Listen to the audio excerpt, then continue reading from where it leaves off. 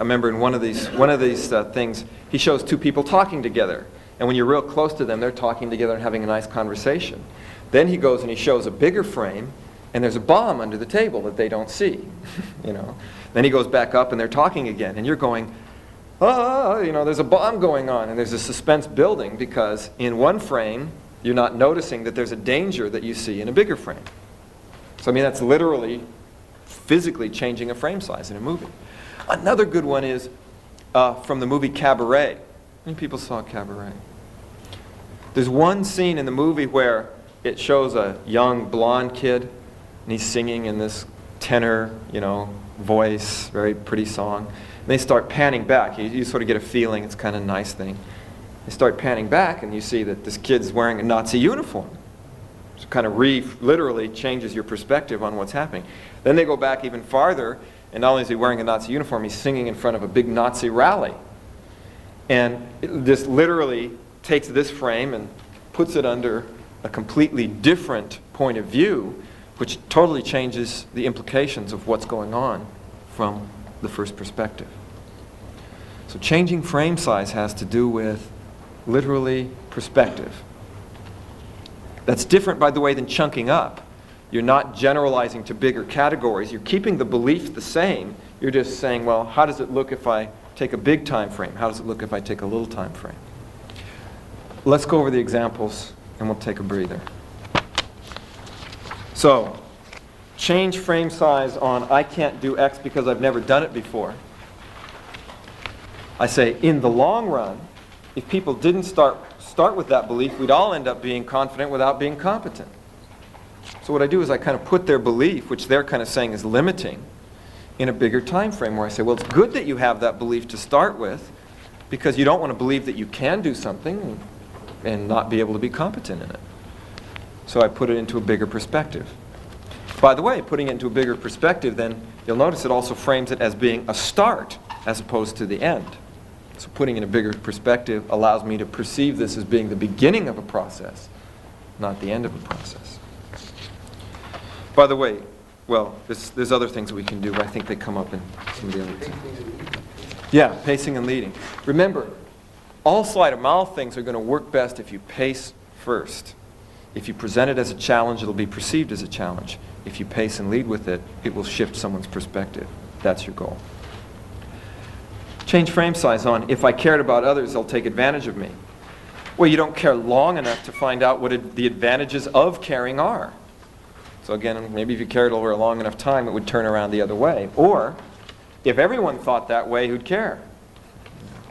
So I take number of people. This is not chunking up, notice. I'm not chunking up caring to being concerned with people's feelings. I'm saying if enough people had that, or if you had it over a long enough time, it would change its implication.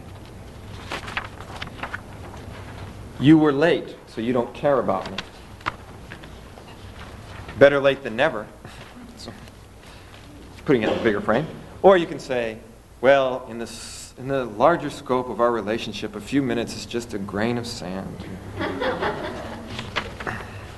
So, you know, perceiving it from a bigger picture, different frame size. You say mean things, so you're a bad person. It may seem bad now, but in the long run, it's going to be better off for them. Again, bigger time frame. This house is too expensive, I can't afford it. It may seem like a lot now, but when you compare it to what it will be worth 10 years, in 10 years, it's a steal. So again, I change the frame. If I compare its cost over a larger level time, well, it doesn't seem so bad. Cancer causes death. Is that a belief that you'd like your daughter to have? And that's an interesting thing of putting it into a very immediate frame. And you can do that. Again, that's one that's really interesting to do with a lot of these. It's to say, somebody says, well, I can't do this because I've never done it before. You can say, well, is that the belief that you want to pass on to your children? Well, all of a sudden it puts that belief into a very different framework. The other way of changing frame size on this is, instead of going to an immediate small individual level, I can go to a general level and say, well, if everybody had that belief, we'd never find the cure for it. So again, putting it into a different frame. Now, what I'd like to have you do for a moment is to clear your minds. clear your bodies. And we're going to take a break here. And what I'd like to do is, before I do any talking about setting the assignment up or anything, is to allow you to do something that has nothing to do with language or logic. For the next, we're going to just take a break. And during that break, though, what I'd like to kind of have you do is to go outside, or out in the lobby or something. What I'd like you to do is just to pay attention to something that is, go out and notice at least 3 things in each of your senses that is other than verbal and that is pleasant.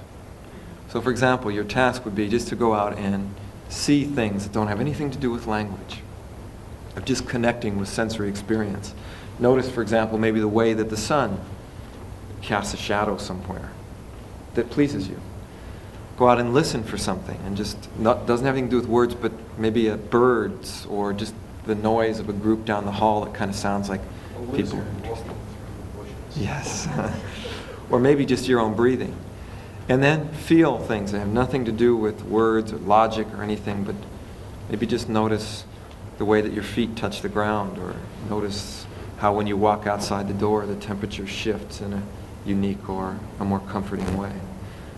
So all you have to do is to be not verbal, which means tune your senses to something, especially something that's kind of pleasurable for you.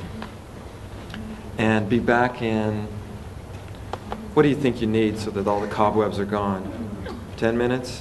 One of the things I thought I'd do is I made some little visual representations up here that I'll explain and relate to the sleight of mouth. But I think that sometimes just having a little picture of things can help you to, especially something that's so verbal, can help you to get at least a metaphor for it. So one of the things that, let's go over the chunk down and chunk up first. In the chunk down, what you have in these pictures are, a person goes, this house is too expensive. So I'm showing, here's the first part, there's a house and there's all this money. When you chunk it down, you say, well, the tree's only this much money, and the door's only that much money, and the window's only that much money. And when you perceive it in smaller pieces, it becomes different. I remember a good example from a guy who was, he used to sell people pots and pans, aluminum ware. He's one of these real famous salespeople. And what you had to do was you had to buy this whole set, and he'd go around and try and sell these sets of aluminum ware to people. And a lot of times he'd get objection. It was during the Depression. He'd get into objections, and people go, oh, that's too expensive.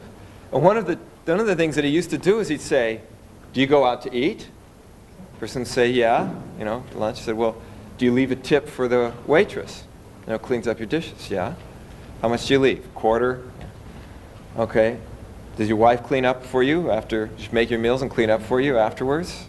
After you eat? Yeah. Do you ever leave her a tip? Well, he says, well, imagine, how long would it take you to pay for this if you just left her a quarter tip for every meal? Well, in other words, you can see that the progression would be, by chunking it down into smaller pieces like that, he put it into a framework where the person said, yeah, I guess that this could be affordable. If I put a quarter aside for every meal I got, that's not very much money. But if you take enough breakfasts and dinners and things like that, that can add up to some money, fairly quickly. So that would be another example of how chunking down could kind of change a person's perception of it. Probably one of the best examples I